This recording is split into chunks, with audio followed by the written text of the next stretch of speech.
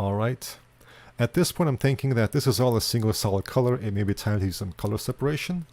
But in order for us to do that, I think we need to add something over here as well. So I'm thinking, let's go ahead and use a multi-sub-object material. So what I'm going to do is create multi-sub-object, and I'm going to just use two standard materials. I'm going to right-click, hide unused. I'll plug this into 1, and I'll plug this into 2. And the first one's just going to be green, the same green that we've been using. Maybe I'll make it a little bit darker. The second will be a dark gray. Alright, I'm going to apply that. Alright, so remember, 1 is green, 2 is gray. Alright, you can notice it's not very specular, which can be a good thing in the initial stages because you just want to focus on the borders and the shapes. But right now, I want to add a little bit of specularity just to see my shapes better. So we're going to go in here and spec level 35, 35, and glossiness as well. Alright, that's better. Alright, so before I actually figure out how the geometry is going to handle that, I need to just set up some different polygons of different colors, and then I can kind of use the polygon colors to decide where I want the actual geometry to split off. So I'm going to scroll down here and then polygon material IDs, set ID to 2, and so there we go. So now I can start to kind of figure things out.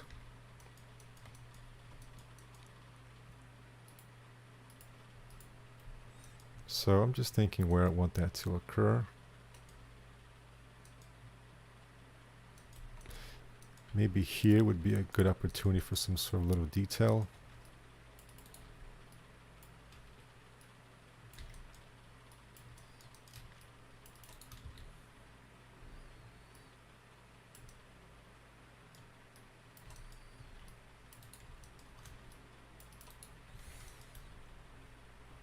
I'll turn off the second just so I can see what's happening. As you can see, we need to make this a separate smoothing group. And there we go. And maybe I can make these ones separate as well. There we go. Now we're getting that there. But that may look a little bit too boring because it looks very obviously kind of sandwiched in between here. So normally I'll probably get rid of that, but in this situation I'm going to keep it. Alright, what we can do here is get a very basic effect just by doing some cuts. Alright, then I can select that. I'll just cut it a little bit past the middle.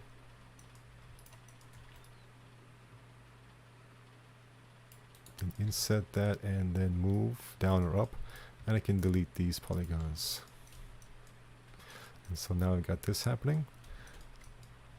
And what I can do to make it more interesting is just activate, let's say, edge constraints or face constraints. Just going to move it right here. So notice how some parts are thinner, others are thicker here. And I'm going to move this vertex to the right as well. I'm going to fix things up by doing a cut here. And maybe fix things up a little bit by doing a cut here as well.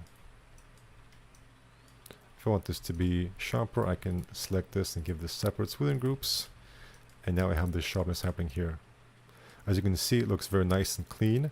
It'll look even better once you have the second iteration going here as well. If you want this to be even sharper, you can go to the first one and have it be, let's say, 3 at render time. Or if your computer can handle it, have it be 3 in the viewport. That'll make things super sharp here. But I think for me it's a little bit too sharp, so I'm going to go with 2.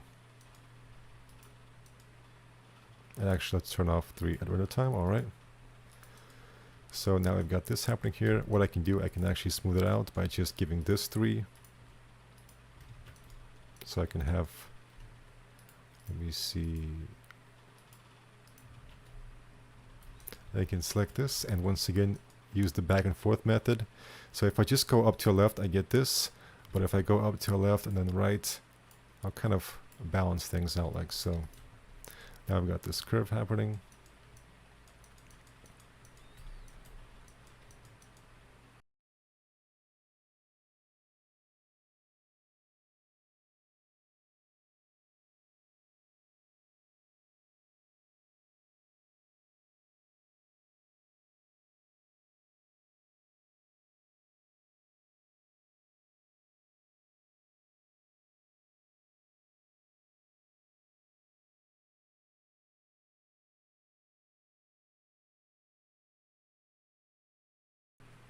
Alright, so what I'm going to do in this situation is just select all this.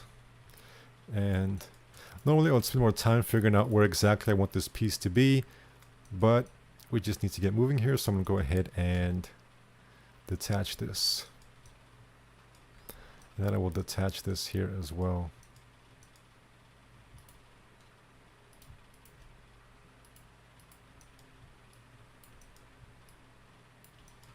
We can just focus on the left side because Symmetry will take care of the rest, so I can detach this as well. And I can actually copy through these modifiers and paste them here as well.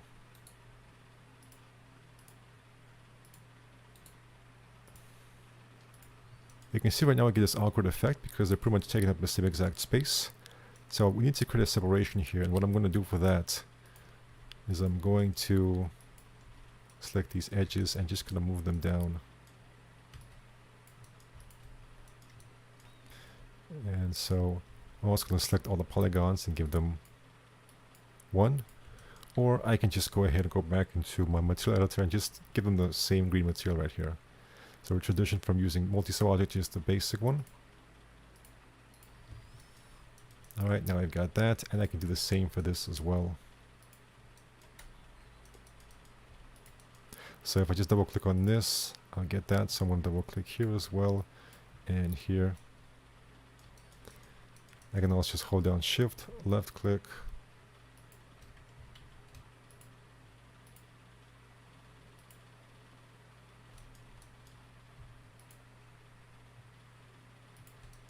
Alright, I'm going to make sure I have all the correct ones. Actually, I think I'm going to delete this right here. So what I'm going to do is I'm going to hold down Shift, but first I'm going to press S to activate snaps. I'm going to hold down Shift and actually snap right here. I'm going to give this all the same green material once again transitioning from multi-cell objects to just the basic one. And so now I've got this, and as you can see now I have this very nice separation here. There's always things to refine and improve, but this is a very good first pass right here. I think to make this detail stand out, we need to insert something inside of here.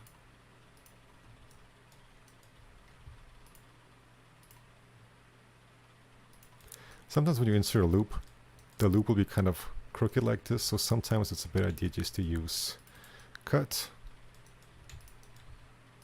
And therefore you get it exactly where you want it to go.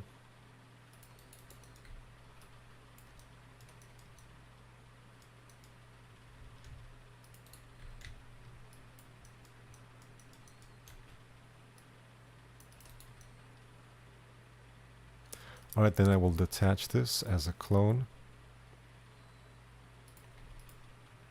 And then just apply a shell. Maybe with straighten corners on. But that makes things a little bit awkward here, so what I'm going to do actually is to just reselect that, and then I'm going to grow this. Then I'm going to detach as clone. I'll give this an even darker gray. Let me go into 3. Alright, and what I'm going to do now is I'm just going to select this. First Control-A, just like everything, and flip it. Now I'm going to select this and just hold Shift and just clone the element. Flip this and snap it, and then weld. Paste those modifiers back, and we've got this happening now. So I think that makes it look a lot better. As you can see, we're getting some really nice details very easily. There's always things to clean up right here, so I need to figure out what is causing this to happen. Okay, it's a smoothing group issue, so we're going to select this and give this a separate smoothing group. There we go, and maybe this as well. There we go. So ideally what you want to do here is do a further level of extrusion.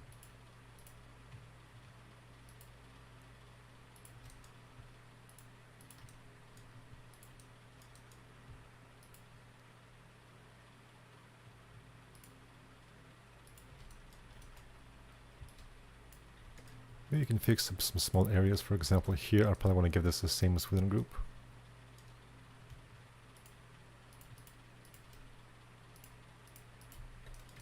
There we go, now it just looks better here.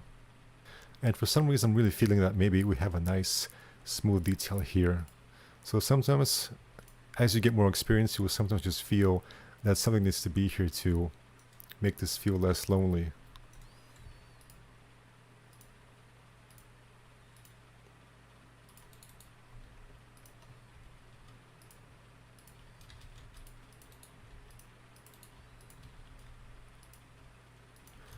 Just some quick fixing up. You can of course save this until the very end, but sometimes you just need to kind of fix things up. So what I'm thinking here is that we can bevel this, and we can select this.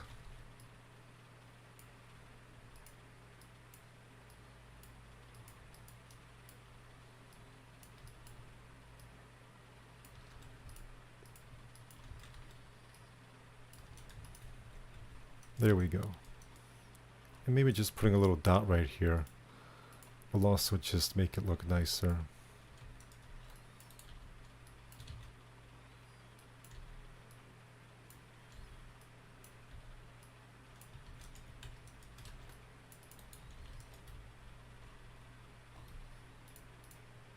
And make sure this has just the same as the surrounding area.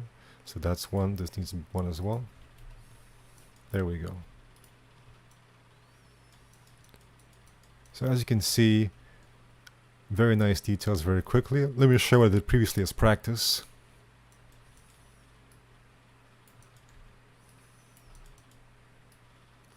Alright, this is what I created off camera right here.